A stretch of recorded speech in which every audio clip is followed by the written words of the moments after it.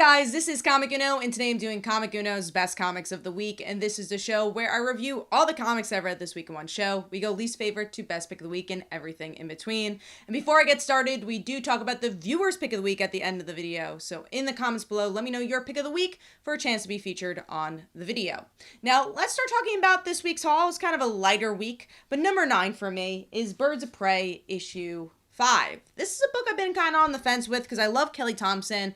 I like the Birds of Prey, but I have not been into this arc in particular. I have not liked the coloring for the book. There's a different artist on this issue that I just don't feel worked. It's very hyper-realistic, but also very crowded all at the same time, so it's hard to focus on the issue, honestly. The arc in general, like I said, the Sin and Black Canary stuff I think was interesting, but it doesn't hold a strong enough linchpin for the rest of these characters that just don't feel like they fit together just yet. I hope the next arc is stronger. I am going to give this book one more issue because I think this was the end of this arc, but I wanted to like this a lot more than I have been. So giving that 2 stars, and that is number 9. Moving on to number 8, a book I got on whim because it was such a small week this week, and that is Kid Venom Origins issue 1. The title of this video, is this the next Spider-Boy? And it's funny because at the end of this book, they have little sketches of Kid Venom, and they have Venom Boy as a concept art, so they very much wanted this to be their next Spider-Boy. And Spider-Boy for me is a character that I'm happy exists. I hope that kids are somehow finding it, but it's not a character for me. Like, it's cool that it did what it did with the spec market and people were buying it, but I just don't feel like that character has lived up to the hype for me. So to have another character kind of feel similar in that vein of, oh, okay, Spider-Boy worked, let's do that with our other big spider character, Venom. I like the idea of this manga style. That's probably the thing I enjoyed the most about it, was really feeling like I read a manga, but I didn't feel like there was that heartstring that you get from a comic or a manga. It just felt like, oh yeah, you know, manga's popular, Spider-Boy's popular, let's make this book. And it just didn't really do it for me. I give it 2 stars. Also, I know this is a reprint. It's been printed from other places, but they're finally collecting it. I've not been catching up with Venom and where they were placing this before. But like I said, give that 2 stars, and I probably will not read Kid Venom issue 1. Moving on to another book that was probably one of the bigger books of the week, and that is Fall of House of X issue 1. Got my Kitty Pryde cover. And I have not been loving the X-Men. Actually, the topic was almost for this video, does this really redeem the X-Men? Does it go in a new direction? And it's no, as much as the X-Men always promises, like, we know Krakoa has been slow, but we're doing something different. It's always the same. It's all a very similar tone, and it follows a lot of the strings that have already been built up in X-Men. And as someone who's only reading the X-Men flagship, and had dropped the X-Men flagship for a long time until Kitty joined, I'm just not feeling this. It just feels very similar to everything else we've gotten. There's no wow moments, and it's just not doing it for me. So will I follow it more if it connects to X-Men? Maybe. It looks like it's going to connect to the X-Men flagship, but I just don't know. It depends on the week, honestly. So giving that 2.5 stars, and that is number 7. Moving on to number 6, which is Batman issue 141.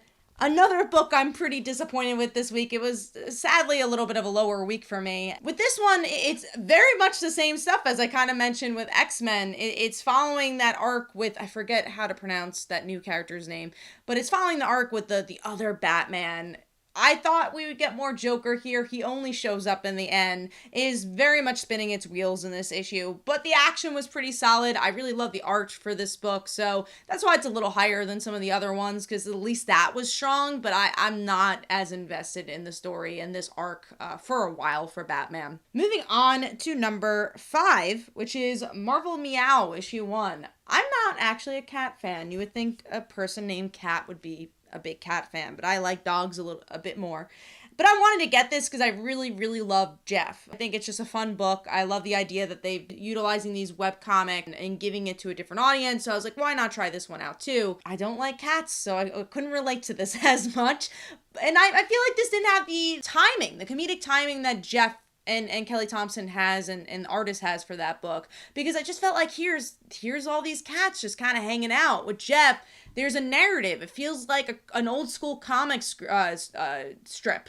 So I love that aspect of Jeff, and I just feel like that's a stronger version of what this is trying to do, where it's like, yeah, let's just put some cute cats in a comic book, and I just don't feel like it worked here as much as it does with that book. So giving this 2.5 stars, and that is number 5.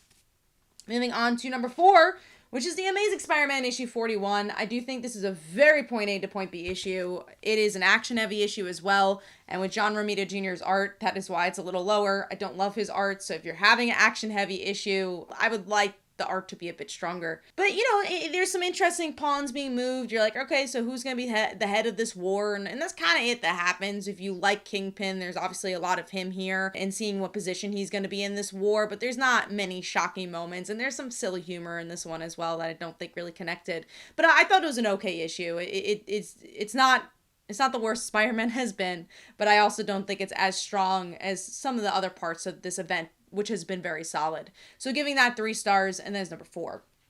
Moving on to number 3, which is Ghostlore issue 7, a book I'm really enjoying. I'm having a good time with it. I want to see where the mythology goes, and this one in particular explains the mythology a bit more. The other issues are like, oh, let's see what this random ghost is up to and do this little short story. This one, we get to see, well, why are they seeing ghosts? How are they connected to it? And you get a bit of a bigger picture. And yeah, that was a pretty solid issue. So overall, giving that one 3 stars. And that is number 3. Moving on to number 2, which is Shazam issue 7.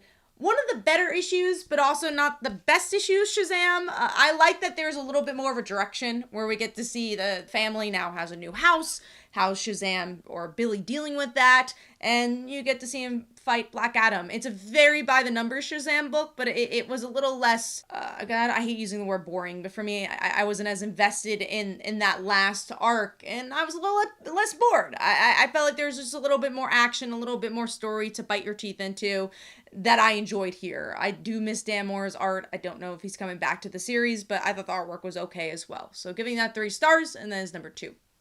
Moving on to my number 1 pick, and that is Pine and Merrimac issue 1, a book I was really looking forward to and glad I enjoyed. If you enjoyed detective stories, you're gonna have a fun time with this. They introduced the characters pretty well, where you get to see this homicide detective, why she became one, and her married to this MMA fighter. They own a business that is a detective firm, and they try to figure out murders, at least originally, and now they just kind of help with couples trying to get a divorce. And now we get to see the bigger picture of the end, where her sister that she thought she had lost is alive.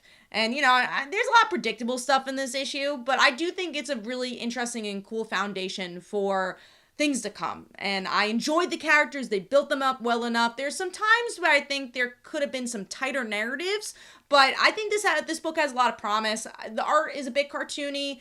I think it fits well enough for the book as well. So I liked it, and I hope to be blown away by the rest of the issues, but I think this is a pretty good start.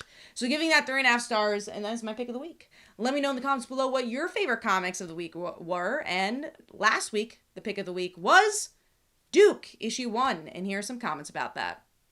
Hopefully you guys enjoyed. This is Comic Uno, and I'll see you guys in the next one. Bye.